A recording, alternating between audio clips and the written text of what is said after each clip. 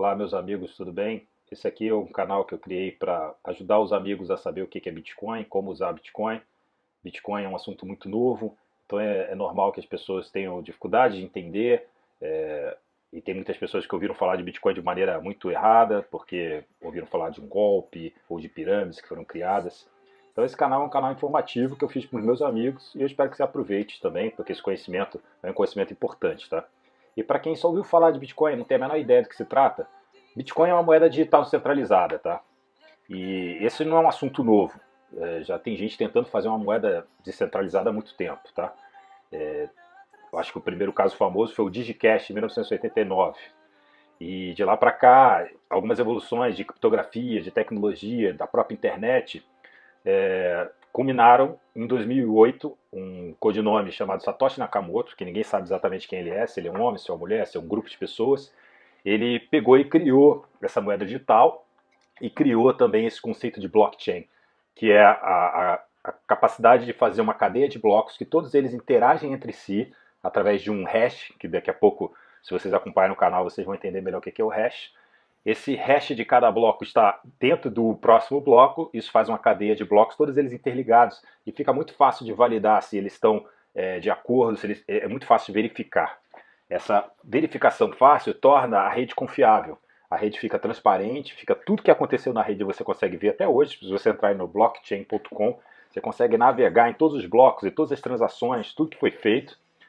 E ele pensou também, através de criptografia, como que as pessoas conseguem fazer transações de forma confiável nessa rede e ao mesmo tempo manter um certo anonimato, porque você divulga somente a chave pública, somente esse endereço público, e você guarda para si o endereço privado. E ninguém tem esse link entre o público e o privado. E essa criptografia assimétrica faz com que isso seja bastante protegido, né?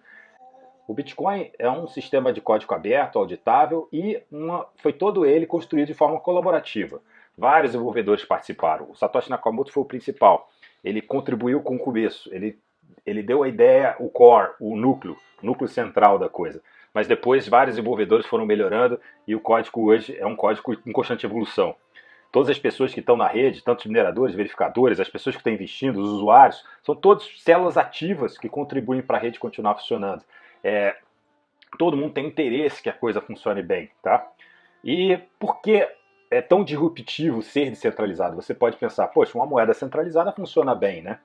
E aí é importante a gente entender que a moeda centralizada realmente funcionou bem até hoje, você pode considerar assim. Mas ela já foi muito diferente do que ela é hoje. Ela era, por exemplo, ela tinha lastro, o dólar, que é a moeda mais utilizada do mundo ainda hoje, ela tinha lastro com ouro. Os países podiam trocar dólar por ouro de maneira equivalente. E esse lastro se perdeu desde 1971.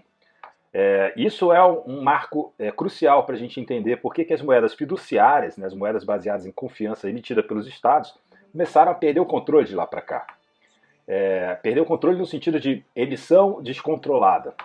E aí vários teóricos, você pode pegar o Hayek e outros, já previam que haveria de ser criada uma nova moeda para substituir as moedas estatais, porque os governos ficaram meio que viciados nessa emissão de moeda. Lógico que no começo a emissão de moeda sempre tem uma razão nobre. É uma guerra fria, é uma necessidade imediata para cobrir uma pandemia, para cobrir uma doença, etc. E você emite moeda sempre com uma necessidade. Mas assim como uma droga que pode viciar e você começa aos poucos e depois você precisa de quantidades cada vez maiores, a emissão de moeda acaba funcionando para os estados como uma droga funciona para o ser humano.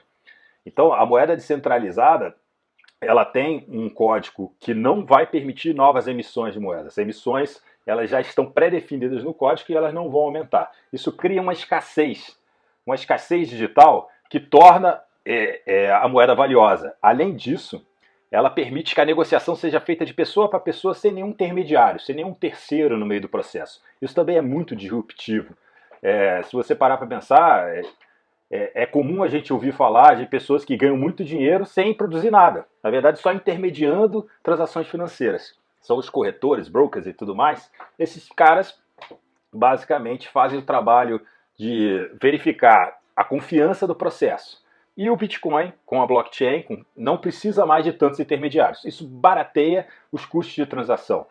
E isso torna o sistema do Bitcoin muito revolucionário. É claro que você vai entender com o tempo que diversos filhotes de Bitcoin nasceram, várias cópias do Bitcoin nasceram. E essas cópias, algumas delas têm outras utilidades e servem para algumas coisas. Mas o Bitcoin manteve a sua característica principal de ser descentralizado, de ser imune a ataques, imune a controle, e ele mantém essa característica de ser pessoa a pessoa, sem intermediário, totalmente descentralizado, e mantém sua escassez. Ou seja, todas as questões principais que o Satoshi Nakamoto desenhou e imaginou, elas se mantêm até hoje. E os mineradores, a remuneração dos mineradores, a remuneração que diminui a 4 anos, que é o halving, que vocês vão ouvir falar, os ciclos do Bitcoin ocorrem por causa do halving. Então é realmente uma tecnologia disruptiva, tá? Ele usa a criptografia para criar esse banco de dados compartilhados que é validado por todo mundo da rede. Todo mundo que quiser validar, valida isso muito facilmente, tá? Ele cria essa possibilidade de fazer transação com pessoas sem intermediário, isso é fantástico, isso tira uma porção de custos do processo. Por exemplo, se você quiser pegar uma dívida, você é um agricultor, quer pegar uma dívida, cara, a quantidade de intermediários que você vai ter que contratar, banco, agente fiduciário, corretores, pessoas para vender para você, etc., isso torna a sua captação de recurso muito custosa. E com a blockchain, por exemplo, você pode fazer hoje contratos inteligentes. Não estou falando que é o Bitcoin, não. Mas assim, a tecnologia Bitcoin e a blockchain trouxe a possibilidade de você ter contratos inteligentes, por exemplo, que já está tudo definido dentro desse bloco, dentro da blockchain, está tudo definido o que vai acontecer, e quando você contrata aquilo, você não tem mais como escapar daquele contrato. Então, contratos inteligentes estão publicados numa rede de blockchain, e aquilo ali não vai mudar nunca, porque está sacramentado, e você não precisa de tantos intermediários. Então, de novo, é uma tecnologia muito disruptiva. E ele já se prova uma reserva de valor, pelo menos nos últimos 15 anos, que é o tempo de vida do Bitcoin. Essa valorização aconteceu de forma bastante constante. Claro que tem volatilidade entre os períodos aí, principalmente nos ciclos, que a gente vê de 4 anos o ciclo por causa do halving, mas a gente já vê que a valorização do Bitcoin mostra que ele é uma reserva de valor confiável no longo prazo. Isso torna ele bastante atrativo para diversas coisas, tá? Ele é o chamado ouro digital. Ele tem baixo custo de transação e baixo custo de armazenamento. Ele é um ouro que você pode ter em casa sem precisar de um cofre, sem precisar de uma segurança armada, sem precisar de uma opção de coisa. Porque basicamente o que você precisa é guardar a sua chave privada. Essa chave privada, ela vem, vocês vão ver depois, eu vou explicar isso melhor. Ela vai aparecer para você em forma de 12 palavras, que a maioria das carteiras trabalha assim. E essas 12 palavras, se você decorar, basta ter elas decoradas que você tem acesso a todos os recursos que você tiver adquirido e tiver botado na sua carteira. Isso traz uma segurança. Se você souber armazenar bem essas 12 palavras, você não precisa ter grandes gastos de segurança armada, cofre, etc., porque o seu patrimônio vai estar preservado.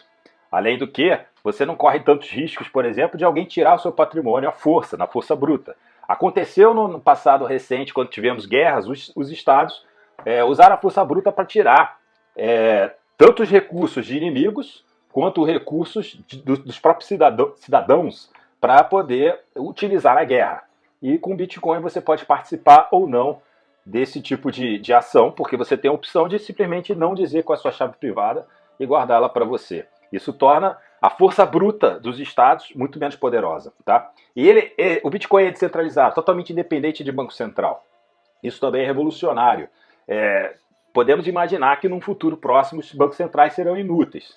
Toda essa imensa parafernália de criação de juros artificiais que hoje a economia moderna tem, né? Os bancos centrais ficam decidindo quais são os juros que eles vão botar. Isso nada mais é que tentando controlar a inflação na unha, inflação no sentido de aumento de preços, né? Os bancos centrais ficam tentando controlar isso na unha, aumentando os juros, que na verdade é falso isso, né? Porque a inflação já ocorreu. Quando você aumenta a base monetária, a inflação já ocorreu. O aumento de preços é que demora um tempinho, ele tem uma pequena amortização, o aumento de preços vai acontecer depois, mas a inflação real já aconteceu. E os juros é para tentar fazer com que essa inflação, esse aumento de preços demore ainda mais para dar tempo de a produtividade aumentar e ninguém percebeu o aumento de preços, porque se a produtividade aumenta, você vai liberando os juros aos poucos, o aumento da base monetária fica equivalente ao aumento da produtividade e aí a inflação fica baixa. E de novo, esse mecanismo pode até funcionar durante um tempo, mas depois ele, assim como uma droga, ele vai ficando viciante e os governos vão tendo incentivos a emitir cada vez mais, porque são incentivos de curto prazo de um político é sempre ganhar a eleição. Então ele vai ter sempre aquele incentivo de vamos emitir um pouquinho mais, vamos emitir um pouquinho mais. Aqui no Brasil, a zona é muito maior desde muito tempo. A gente é compulsivo em emitir moeda desde lá de 1930 e não é à toa que a gente tem um histórico de inflação alta, sempre muito alta, e os juros hoje precisa ser tão alto, o juros real no Brasil precisa ser tão alto para conseguir atrair algum capital que dê alguma confiança à nossa moeda, porque a nossa moeda ninguém confia, dado o nosso histórico aqui de compulsão por gastar e emitir nova moeda, né? A nossa moeda não tem nenhuma confiança, essa que é a verdade. E o Bitcoin, ele é a solução para isso de alguma medida, tá? De alguma maneira. Então, de novo, o Bitcoin não é um código simplesmente muito bem feito. Ele é uma rede de pessoas com interesses, cada um no seu próprio interesse, mas todos eles contribuindo para que essa rede consiga continuar resiliente, continuar resistindo a ataques e continuar crescendo e continuar evoluindo. Então é como se fosse um organismo vivo. Isso é um paradigma totalmente novo. O Bitcoin não é estático, o Bitcoin é vivo. E as células que mantêm ele vivo são os mineradores, os investidores, os desenvolvedores, os verificadores, todos os participantes da rede. E você, se você estudar bastante o Bitcoin, você vai entender e vai saber usar essa ferramenta a seu favor. E usando essa ferramenta a seu favor, você ganha muito mais do que simplesmente aproveitar os ciclos de altas do Bitcoin. Você pode aproveitar aí, enfim, eu não vou entrar em todos os detalhes agora aqui, mas você pode aproveitar, por exemplo, o mundo sem fronteiras, que você começa a ganhar a possibilidade de negociar com o mundo inteiro de maneira rápida, sem custo de transação, direto por pessoa a pessoa. Isso abre milhares de portas e milhares de caminhos. Então, aproveite, estude, busque conhecimento, como diria o ET Bilu, aproveite ao máximo, tá? E fica à vontade para mandar dúvidas que eu vou tentar responder sempre que possível, da melhor forma possível. Grande abraço.